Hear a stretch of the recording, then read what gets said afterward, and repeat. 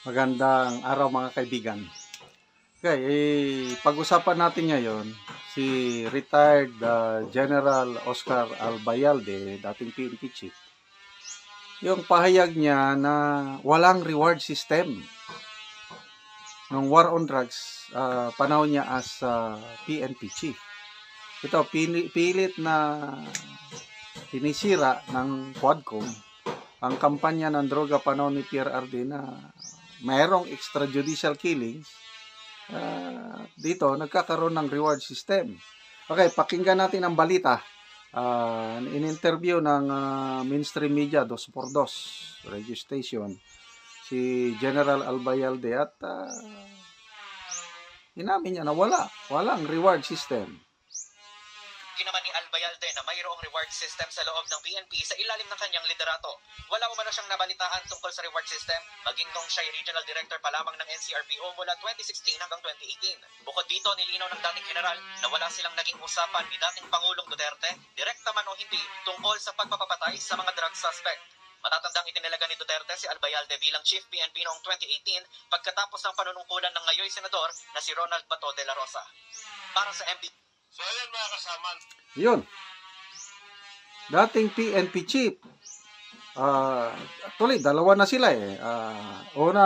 Pinakaunang PNP chief under ni PRRD si Senator Bato de la Rosa.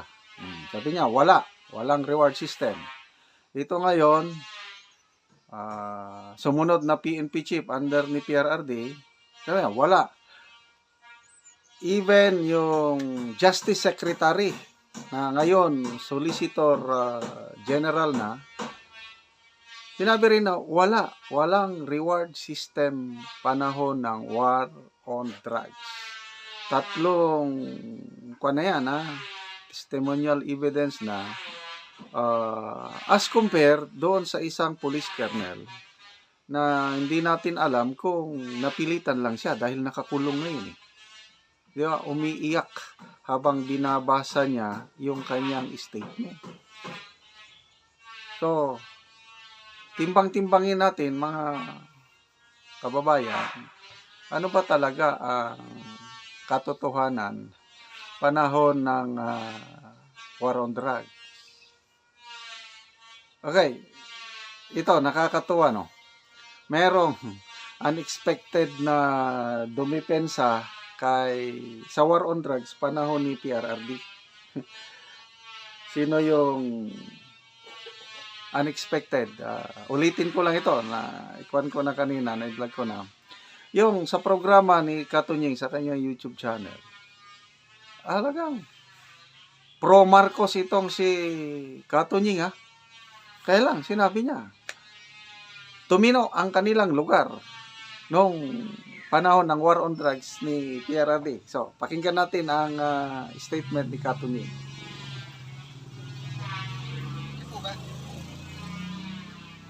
Opo. Ako, sasabihin ko sa inyo, ito po, obserbasyon ko yung pong barangay namin, San Mariano, San Antonio, Nueva Ecija, at iba pang mga barangay sa aming bayan. Tumino. Opo. Sasabihin ko ng diretso to. Opo, didiretsuin ko at kaya nga kayo tinatanong ko. Kayo tatanungin ko, nung bang panahon ninyo, ano ba nangyari sa nung panahon ni Duterte, ano ba nangyari sa mga barangay ninyo? Hindi po ba? Huwag tayo magkunwari doon. Oo, hindi po natin sinasabi na walang.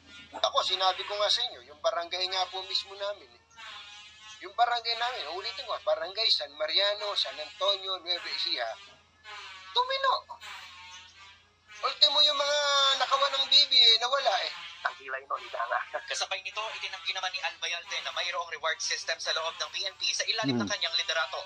Wala umano siyang nabalitaan tungkol sa reward system, maging nung siya regional director pa lamang ng NCRPO mula 2016 hanggang 2018. Bukod Yun. Mga patotoo na may maraming magandang resulta sa war on drugs ni PRRD. Although, hindi natin maiwasan yung may namamatay. Meron at meron dyan. Kaya yung namatayan, may korte tayo. So, dahil may korte, functioning, gumagana ang ating mga korte, edi magsampa ng kaso. Paulit-ulit na sinasabi ni PRRD na he is answerable to the Filipino people. He will face charges in court. Kung may kaso laban sa kanya, basta dito lang sa Pilipinas, haharap siya. Ganon din si Senator Bato. Haharapin nila ang mga kaso laban sa kanila. Ang tanong, meron na bang naisampang kaso laban kay Senator Bato, laban kay PRRD in relation to war on drugs? Wala pa naman. Puros doon lang sa ICC. Puros dito lang ngayon sa Quadcom. Inamin na sa isang interview. Panood ko si Congressman Abante. I don't know kung nadulas ba siya o hindi niya namalaya na yung Quadcom, sabi niya, hindi lang in aid of legislation. Ano rin ito? In aid of prosecution. Grabe. Mismo sa isang kongresista na kasama sa Quadcom. In aid of prosecution. Bakit? Trabaho ba ng mga kongresista ang mag-prosecute? Di ba? Yun ang nangyayari. Prosecution na, pilit nilang nag-iimbestiga sila, hindi na yung para makagawa ng batas, para ma-improve ang mga batas natin para labanan ng droga, kundi nagkakalap na sila ng ebidensya. Mamaya ito na yung panawagan na yung mga testimonya na lumalabas ngayon dito sa Quadcom, yung testimonya ni Colonel Garma, isusubmitar na sa ICC. Di ba? Prosecution na yun. Although, maganda yung statement ng DOJ na kasi minomonitor nila ito, yung mga ganong statement na may reward system, pwede magsimula na sila ng investigasyon. Yun, pwede yun. Welcome development yun para sa war on drugs ni PRRD.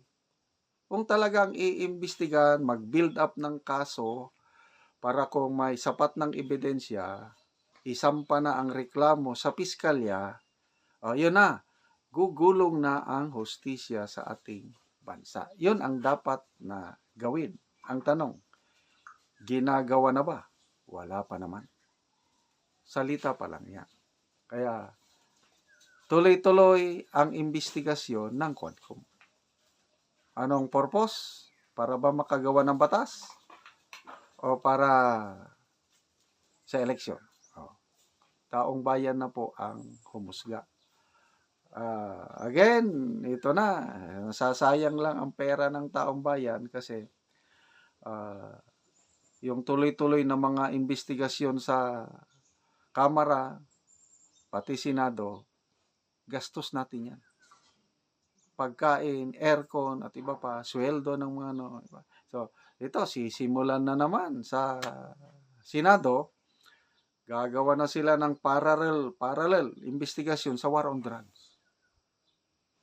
Para imbitahan ang mga dating cabinet officials o mga opisyalis ng PRRD administration na na-involve sa war on drugs para magsalita rin sila.